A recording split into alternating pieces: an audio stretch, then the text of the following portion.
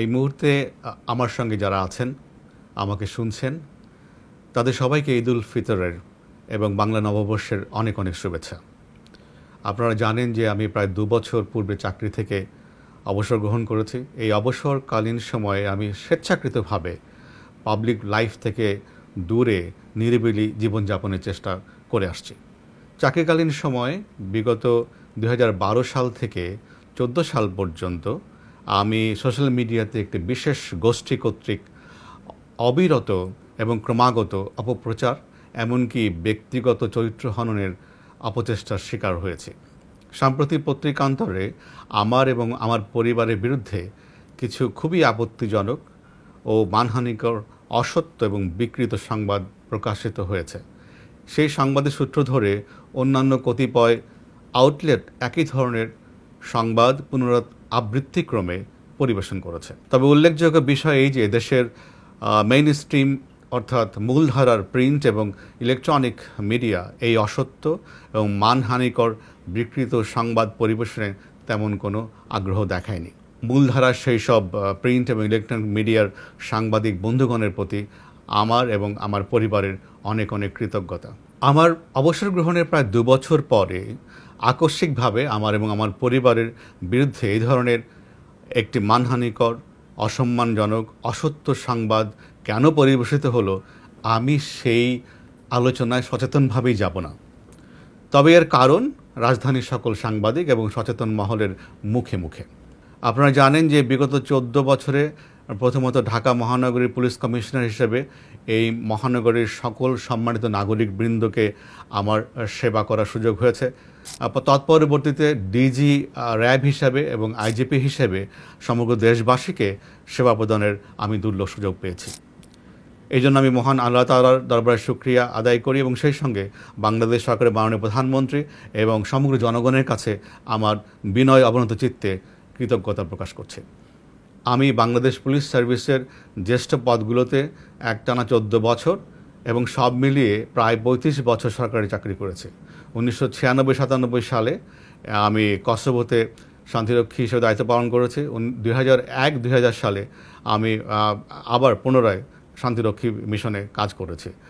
তাছাড়া সরকার থেকে ছুটি নিয়ে আমি জাতিসংঘ সদর দপ্তর নিউ ইয়র্কে, যুক্তরাষ্ট্রের নিউ ইয়র্ক শহরে আমি 2009 এবং 10 সালে চাকরি করেছি। যেহেতু আমি পাবলিক এক্সচেকার থেকে ব্যয়িত অর্থে স্কুল, কলেজ, বিশ্ববিদ্যালয়ে পড়াশোনা করেছি, প্রায় 35 বছর রাষ্ট্রের বেতনভোগ কর্মচারী হিসেবে কর্তব্য পালন করেছি, সেহেতু ব্যক্তিগত দায়বদ্ধতার অবস্থান থেকে প্রকাশিত সংবাদের প্রেক্ষিতে প্রকৃত সত্য এবং তথ্য তুলে ধরা আর একটি নৈতিক তাগিদ আমি ভিতর থেকে অনুভব করছি।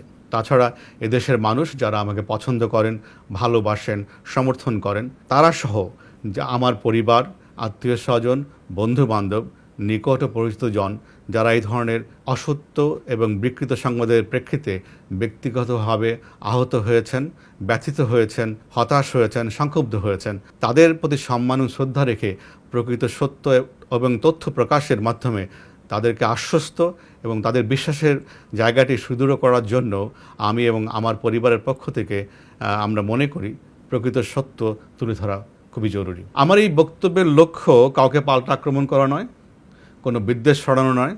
ইংরেজিতে যেটা বলে মাড স্লিঙ্গিং, সেটাকে আমরা সচেতনভাবে অ্যাভয়েড করতে চাই এবং আমার কথার পরিপ্রেক্ষিতে কথা নয়, আমরা সেটাকে অ্যাভয়েড করতে চাই।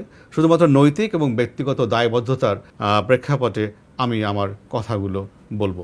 আমরা প্রকাশিত 2 কিস্তি সংবাদের পুঙ্খানুপুঙ্খ পর্যালোচনা করেছি।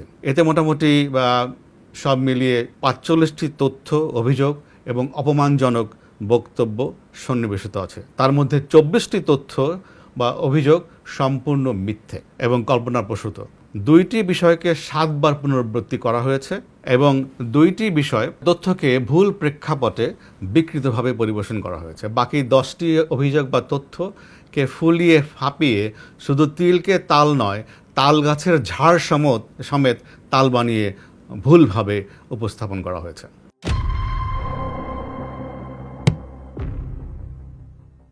আমার জন্মশহর গোপালগঞ্জে 2014 সাল থেকে আমাদের পারিবারিক কৃষি খামার ও কৃষিতে বিনিয়োগ আছে। সে সময় থেকে 10 বছর ব্যাপী ধীরে ধীরে কৃষিক্ষেত্রে আমাদের পারিবারিক বিনিয়োগ এবং ব্যবসা চলে আসছে। প্রথমে সেখানে আমাদের পরিবার সদস্যগণ একটি ছোট মৎস্য খামার প্রতিষ্ঠা করে, সেই খামারের আয় থেকে আস্তে আস্তে ব্যবসা বৃদ্ধি হয়। পরবর্তীকালে মৎস্য খামারের পাশাপাশি সেখানে বিভিন্ন বনজ, ফলজ, ঔষধি ও মশলা জাতীয় বৃক্ষরোপণের মাধ্যমে ব্যাপক বনায়ন করা হয়। কৃষিক্ষেত্রে ব্যবসার জন্য শত শত কোটি টাকার প্রয়োজন হয় না, বা এই ধরনের শত শত কোটি টাকার বিনিয়োগের প্রয়োজন হয় না। এই যে প্রকল্প যেখানে রয়েছে সেখানে যে পরিমাণ ভূমির উল্লেখ করা হয়েছে সেটি কোনো ক্রমেই সঠিক নয়। সত্য এই যে সেখানে যে পরিমাণ টাকার জমি কেনা হয়েছে তার থেকে বেশি আমার পরিবারের ব্যাংক এবং অন্যান্য সূত্র থেকে ঋণ, লোন বা দেনা রয়েছে।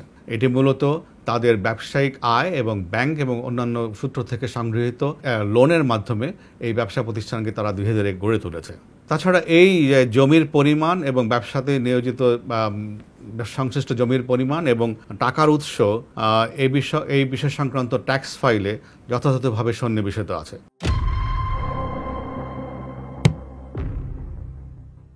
আমি সরকারি চাকরিজীবী হলেও আমার স্ত্রী এবং পরিবারের সদস্যদের এদেশের ব্যবসা বাণিজ্য করার সাংবিধানিক অধিকার রয়েছে। আমার সরকারি চাকরি কোনো মতেই এদেশে তাদের ব্যবসা বাণিজ্য করা বা সম্পত্তি অর্জনের ক্ষেত্রে বাধা হয়ে দাঁড়াতে পারে না। আমাদের দেশের সংবিধান এবং তাদের মৌলিক অধিকারের যে সুযোগ রয়েছে সে অনুযায়ী এটা কখনই তাদের কাছে কোনো ধরনের বাধা হতে পারে না। আমার স্ত্রীর পরিবার সম্পর্কে অত্যন্ত আপত্তিজনক মন্তব্য করা হয়েছে। তার পিতা বাংলাদেশের একজন পদস্থ সরকারি কর্মকর্তা ছিলেন, তার পরিবারের সদস্যবৃন্দ সমাজে প্রতিষ্ঠিত। আমার স্ত্রী বিগত 24 বছর ধরে তার ব্যক্তিগত ও ব্যবসায়িক আয়ের বিপরীতে সরকারকে ট্যাক্স প্রদান করে আসছে। আরও দুঃখের বিষয়, ক্ষোভের বিষয় এই যে বাংলাদেশের সংবিধান অনুযায়ী প্রত্যেক মানুষের ব্যক্তিগত গোপনীয়তার অধিকার রয়েছে, কিন্তু এই সংবাদ সমূহেতে আমার পরিবার সদস্যদের পাসপোর্ট, তাদের এনআইডি, তাদের ইমেইল নাম্বার এগুলোকে এক্সপোজ করে দেওয়া হয়েছে, ফলে তাদের ব্যক্তিগত গোপনীয়তা মারাত্মকভাবে লঙ্ঘিত হয়েছে।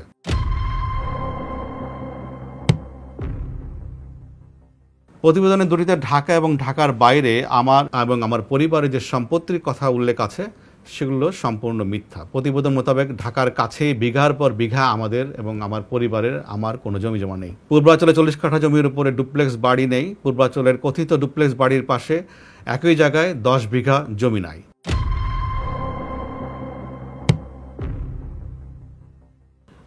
আমার 35 বছরের চাকরি জীবনে বেতন ভাতার যে কাল্পনিক হিসাব প্রকাশ করা হয়েছে সেটিও ভুল এবং খুবই অপমানজনক। প্রতিবেদনে দাবি করা হয়েছে যে আমার অবসরের পর তথাকথিত থলের বিড়াল বেরিয়ে এসেছে। এই ধরনের শব্দ প্রয়োগও খুবই আপত্তিকর। আমাদের পারিবারিক ব্যবসা 2014 সাল থেকে প্রতিষ্ঠিত হয়েছে এবং বিগত 10 বছর ধরে আমাদের পারিবারিক ব্যবসা প্রকাশ্যে এবং সর্বসম্মুখে পরিচালিত হয়ে আসছে।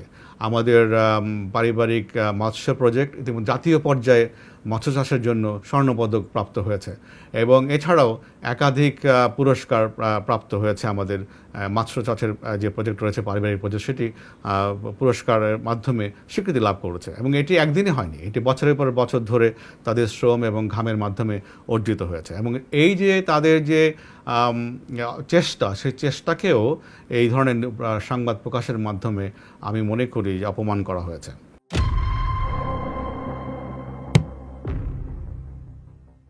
গোপালগঞ্জ প্রজেক্টে 2টি কোম্পানির কথা উল্লেখ করা হয়েছে, যেখানে 20 কোটি টাকা, আরেকটিতে 5 কোটি টাকার অনুমোদিত মূলধনের কথা এভাবে উল্লেখ করা হয়েছে যেন সাধারণ পাঠক মনে করেন যে এই 2টি কোম্পানিতে আমাদের পরিবার 25 কোটি টাকা বিনিয়োগ করেছে। আসলে অনুমোদিত মূলধন আর পেইড আপ মূলধন, পরিশোধিত মূলধন এক জিনিস নয়।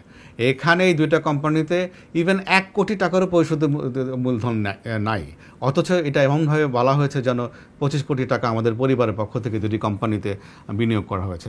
মূলত এই 2টি কোম্পানি প্রতিষ্ঠা করা হয়েছিল ব্যবসাকে সম্প্রসারণের জন্য। আমাদের পরিবার ওখানে যে বর্তমানে যে ব্যবসা করছে সেটাকে সম্প্রসারণ করতে চায়, কৃষিক্ষেত্রে বিনিয়োগকে সম্প্রসারণ করতে চায়, কারণ বাংলাদেশে এই মুহূর্তে কৃষিক্ষেত্রে বিনিয়োগ সময়ের দাবি।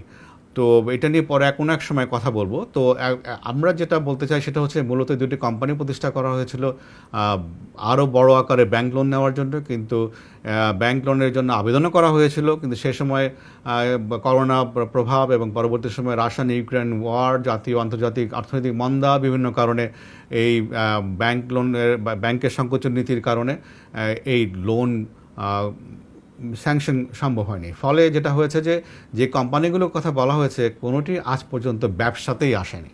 তো এটি এক নতুন কোম্পানি এবং ফাইন্যান্সে বা ফান্ডিংয়ের অভাবে এই কোম্পানিগুলো কিন্তু মূলত এই মুহূর্তে কোনো ব্যবসা করছে না।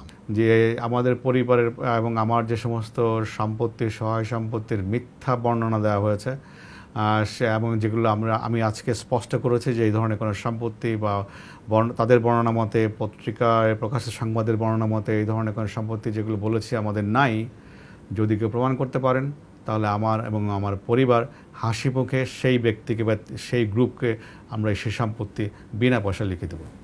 আমি মনে করি যে আমার এই বক্তব্য থেকে সকল ধোঁয়াশা এবং কুয়াশা দূরীভূত হবে এবং আমাদের স্পষ্ট অবস্থান আমি মনে করি এর মাধ্যমে আমরা প্রকাশ করতে পেরেছি। আমি সবসময় আমার চাকরি জীবনে এদেশের সাধারণ মানুষ যারা আমাকে সমর্থন করেছেন, সহযোগিতা করেছেন, তাদের প্রতি কৃতজ্ঞতা প্রকাশ করছি। আজকেও এই দীর্ঘক্ষণ ধরে আমার কথা শোনার জন্য আপনাদের কাছে আমি কৃতজ্ঞ। আশা করি এর মধ্যে আমার এই বক্তব্যের মাধ্যমে, তথ্যগুলোর মাধ্যমে সকল ধরনের অস্পষ্ট দূরীভূত হবে এবং যারা সংক্ষুব্ধ হয়েছেন তারা বিষয়টা উপলব্ধি করতে পারবেন। আপনাদের সবাইকে অনেক অনেক ধন্যবাদ এবং কৃতজ্ঞতা আমাকে অনেকক্ষণ ধরে শোনার জন্য। আসসালামু আলাইকুম।